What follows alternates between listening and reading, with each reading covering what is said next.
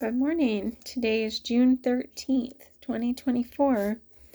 We're moving into some new territory with the prophecy of Joel. Pretty exciting. We have a commentary. It is apparently during the very early years of Joash's reign as a child king that a great disaster befalls Judah. Although the people have previously experienced threats from invading armies, they are evidently not prepared for the army of locusts, which swarms over Judah, completely devastating crops and food supplies. Seizing the occasion to draw a parallel, the prophet Joel vividly describes another invasion which is to come. Like many prophecies, it has both primary and secondary applications.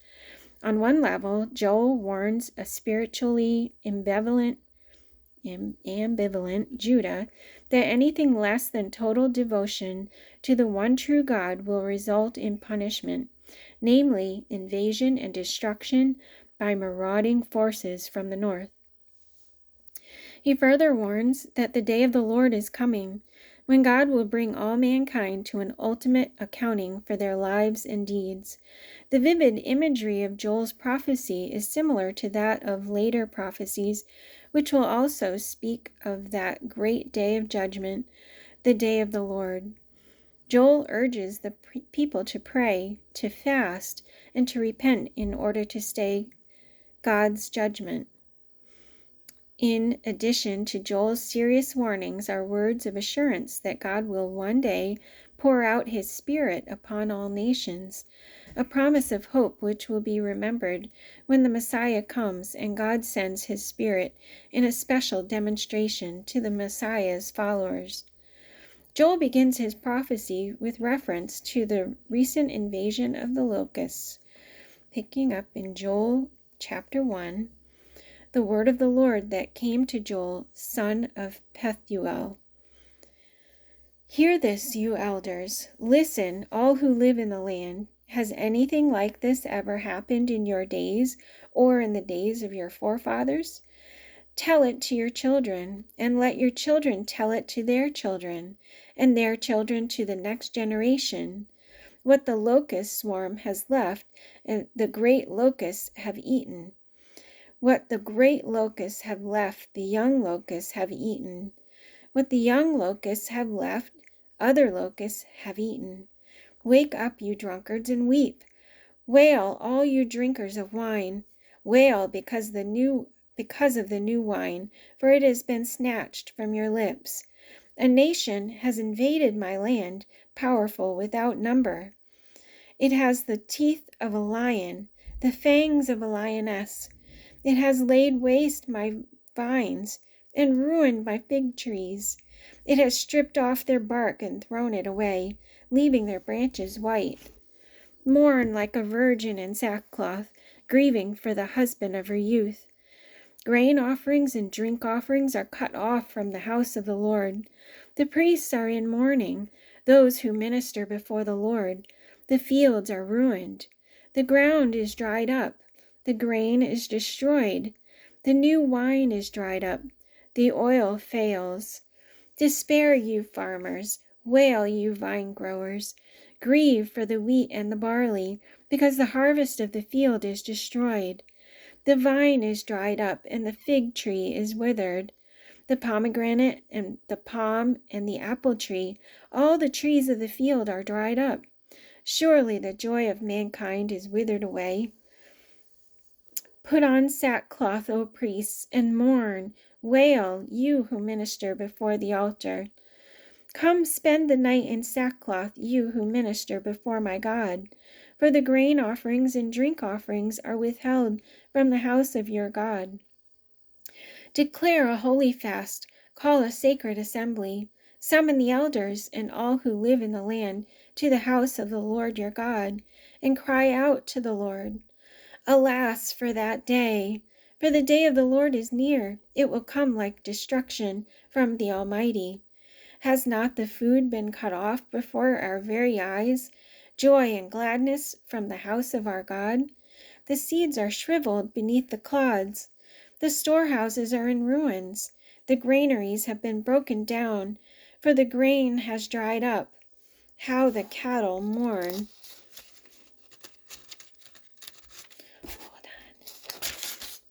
The herds mill about, because they have no pasture. Even the flocks of sheep are suffering. To you, O Lord, I call, for fire has devoured the open pastures, and flames have burned up all the trees of the field. Even the wild animals pant for you.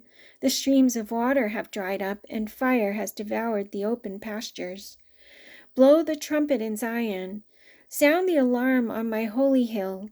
Let all who live in the land tremble, for the day of the Lord is coming. It is close at hand, a day of darkness and gloom, a day of clouds and blackness. Like dawn spreading across the mountains, a large and mighty army comes, such as never was of old, nor ever will be in ages to come. Before them fire devours, behind them a flame blazes. Before them the land is like the Garden of Eden, behind them a desert waste, nothing escapes them. They have the appearance of horses, they gallop along like cavalry, with a noise like that of chariots. They leap over the mountain tops, like a crackling fire consuming stubble, like a mighty armor drawn up for battle. At the sight of them, nations are in anguish. Every face turns pale. They charge like warriors. They scale walls like soldiers. They all march in line, not swerving from their course. They do not jostle each other. Each marches straight ahead. They plunge through defenses without breaking ranks. They rush upon the city. They run along the wall. They climb into the houses. Like thieves, they enter through the windows. Before them the earth shakes, the sky trembles, the sun and moon are darkened, and the stars no longer shine. The Lord thunders at the head of his army. His forces are beyond number, and mighty are those who obey his command. The day of the Lord is great. It is dreadful. Who can endure it? Even now, declares the Lord, return to me with all your heart, with fasting and weeping and mourning. Rend your heart and not your garments. Return to the Lord your God, for he is gracious and compassionate, slow to anger and abounding in love, and he relents from sending calamity. Who knows, he may turn and have pity and leave behind a blessing, grain offerings and drink offerings for the Lord your God. Blow the trumpet in Zion, declare a holy fast, call a sacred assembly, gather the people, consecrate the assembly, bring together the elders, gather the children, those nursing at the breast. Let the bridegroom leave his room and the bride her chamber. Let the priests who minister before the Lord weep between the temple porch and the altar. Let them say, spare your people, O Lord. Do not make your inheritance an object of scorn, a byword among the nations. Why should they say among the peoples, where is their God? Then the Lord will be jealous for his land and take pity on his people. The Lord will reply to them, I am sending you grain, new wine, and oil, enough to satisfy you fully. Never again will I make you an object of scorn to the nations. I will drive the northern army far from you, pushing it into a parched and barren land, with its front columns going into the eastern sea, and those in the rear into the western sea, and its stench will go up, its smell will rise. Surely he has done great things. Be not afraid, O land, be glad and rejoice. Surely the Lord has done great things. Be not afraid, O wild animals, for the open pastures are becoming green. The trees are bearing their fruit. The fig tree and the vine yield their riches. Be glad, O people of Zion. Rejoice in the Lord your God, for he has given you the autumn rains in righteousness. He sends you abundant showers, both autumn and spring rains, as before. The threshing floors will be filled with grain. The vats will overflow with new wine and oil.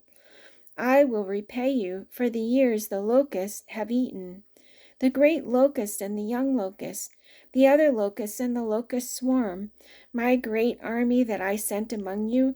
You will have plenty to eat until you are full, and you will praise the name of the Lord your God, who has worked wonders for you. Never again will my people be shamed. That you will know that I am in Israel. Then you will know that I am the Lord your God, and that there is no other. Never again will my people be shamed. And afterward I will pour out my spirit on all people. Your sons and daughters will prophesy. Your old men will dream dreams. Your young men will see visions. Even on my servants, both men and women, I will pour out my spirit in those days. I will show wonders in the heavens and on the earth, blood and fire and billows of smoke. The sun will be turned to darkness, and the moon to blood, before the coming of the great and dreadful day of the Lord. And everyone who calls on the name of the Lord will be saved. For on Mount Zion and in Jerusalem there will be deliverance, as the Lord has said, among the survivors whom the Lord calls. In those days and at that time, when I restore the fortunes of Judah and Jerusalem, I will gather all nations and bring them down to the valley of Jehoshaphat. There I will enter into judgment against them concerning my inheritance, my people Israel, for they scattered my people among the nations and divided up my land. They cast lots for my people and traded boys for prostitutes. They sold girls for wine that they might drink. Now what have you against me, O Tyre and Sidon, and all you regions of Philistia? Are you repaying me for something I have done? If you are paying me back, I will swiftly and speedily return on your own heads what you have done. For you took my silver and my gold, and carried off my finest treasures to your temples. You sold the people of Judah and Jerusalem to the Greeks, that you might send them far from their homeland. See, I am going to rouse them out of the places to which you sold them, and I will return on your own heads what you have done.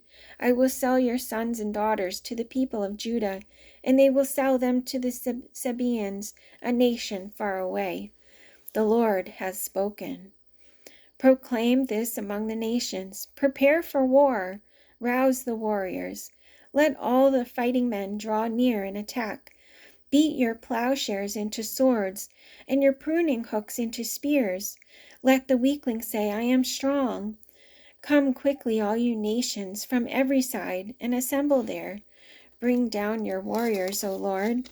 Let the nations be roused. Let them advance into the valley of Jehoshaphat, for there I will sit to judge all the nations on every side. Swing the sickle, for the harvest is ripe. Come, trample the grapes, for the winepress is full, and the vats overflow. So great is their wickedness. Multitudes, multitudes in the valley of decision. For the day of the Lord is near in the valley of decision. The sun and moon will be darkened, and the stars no longer shine. The Lord will roar from Zion, and thunder from Jerusalem. The earth and the sky will tremble, but the Lord will be a refuge for his people, a stronghold for the people of Israel. Then you will know that I, the Lord your God, dwell in Zion, my holy hill. Jerusalem will be holy.